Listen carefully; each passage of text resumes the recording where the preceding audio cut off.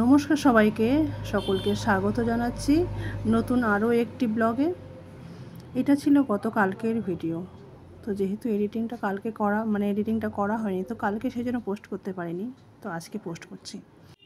কালকে সকাল থেকেই বেশ বৃষ্টি ছিল, বৃষ্টি হচ্ছিল। তো বৃষ্টি হচ্ছিল ওদিকে, সকালবেলা চাটা খেয়ে আর ঘরে মোটামুটি একটু যেটুক হয়েছে আর কি, গোছানো হয়ে গেছিলো সকালবেলা গুছিয়ে নিয়ে। তো দুদিকে রান্না বসিয়ে দিয়েছিলাম। কালকে আমাকে এনে দিয়েছিল একটা শোল মাছ, একটা না দুটো মাছ ছিল আর কি, বেশি বড় সাইজের না, মাঝারি সাইজের ছিল শোল মাছগুলো। এতে শোল মাছটা না আমি ভালো করে রান্না করতে পারি না, তবুও নিজের মতো যেরকম করে পারি সেরকম করেই চেষ্টা করেছি। তো শোল মাছটা সেই জন্য ধুয়ে নিয়েছিলাম, যখন বাজার থেকে এমনি কেটেই এনে দিয়েছে। ছোটো মাঝারি সাইজের পিসগুলো ছিল আর কি। তো ওগুলোকে ভালো করে আগে আমি কড়া করে ভেজে নামিয়েছিলাম, কারণ শোল মাছটা জ্যান্ত হলো, এই মাছটা যদি ভালো করে ভাজা না করি আমার যেন ভালো লাগে না। আর আমার না কেমন শোল মাছটা খেতে না ভালো লাগে না, কেন জানি একটু ঘৃণা লাগে।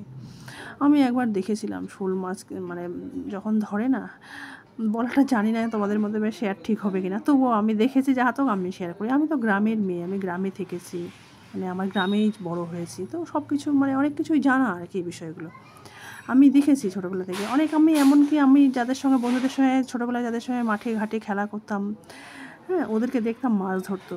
তো ওরা না এই মাছগুলো ধরতো কীভাবে, ওই কেঁচো আছে, কেঁচোর টোপ দিত, বড়শিতে গেঁথে কেঁচোরকে গেঁথে তারপরে জলের মধ্যে রেখে দিত এই মাছগুলো ধরার জন্য।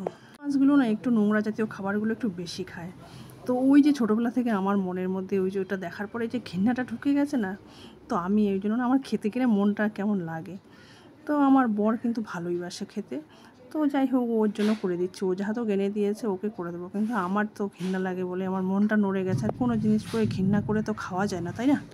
আর আজকেও কিন্তু ওয়েদারটা খুব একটা ভালো নেই, আকাশে মেঘ গুড় করছে। যখন ওই ভিডিওটা এডিটিং করতে বসেছিলাম তখনও প্রায় আকাশটা মেঘটা গুড় করছে। তো দুদিকে রান্না বসিয়ে দিয়েছি।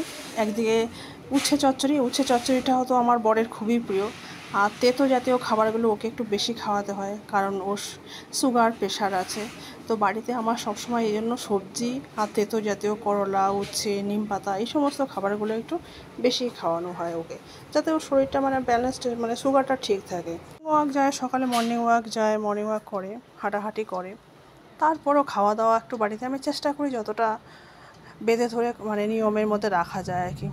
তো উচ্ছে চচ্চড়িটা বেশিরভাগ দিনই করার চেষ্টা করি, মাঝে সপ্তাহে 2-3 দিন অন্তর হয়ে যায়।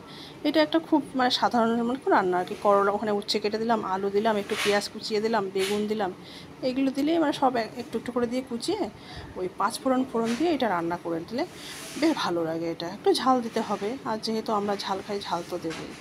আর শোল মাছটা একদম গামাখা রসা করেছিলাম, আলু টালু কিচ্ছু দিইনি, পেঁয়াজ দিয়ে 2-3টে রসুন দিয়ে আদা দিয়ে করেছিলাম। আর কালকে অফিস যায়নি, বাড়িতেই ছিল বর, তো ওকে আমি আগেই খেতে দিয়ে দিলাম, কারণ মেয়ে টিউশন থেকে তখনও আসেনি, ও টিউশন থেকে আসতে অনেক লেট হয়ে যাবে। আর দেখো এই যে শোল মাছের রঙটা, তো জিজ্ঞাসা করলাম হাজব্যান্ডকে কেমন হয়েছে খেতে, ও বললো কিন্তু ভালোই হয়েছে খেতে।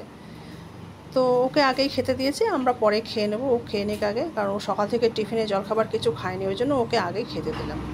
তো আজকের মতো ভিডিওটা এই পর্যন্তই শেষ করছি, আবার দেখা হবে নেক্সট কোনো ব্লগে। সবাইকে ধন্যবাদ আমার ভিডিওটা এতক্ষণ দেখার জন্য। তোমরা সবাই ভালো থেকো, সুস্থ থেকো, আবার দেখা হচ্ছে নেক্সট কোনো ব্লগে।